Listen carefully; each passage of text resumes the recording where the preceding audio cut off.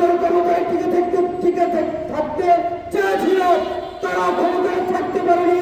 কেউ যদি ভারতীয় ক্ষমতার উপরে আগ্রাসনের উপরে বাংলাদেশে আবার ক্ষমতা আসার স্বপ্ন দেখেন, আমরা বাংলাদেশের দেশপ্রেমিক জনতা ইনশাআল্লাহ তাদের সেই স্বপ্নকে ঘুরে পালিত পরিণত করে দিব ইনশাআল্লাহ।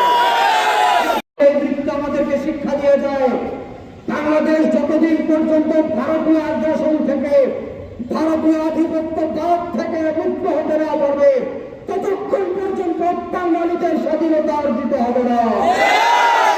আমরা ৭১ পরে দেশ স্বাধীন করার পরে স্বাধীনভাবে এই দেশে বেঁচে থাকার অধিকার এখনো পর্যন্ত পাইনি।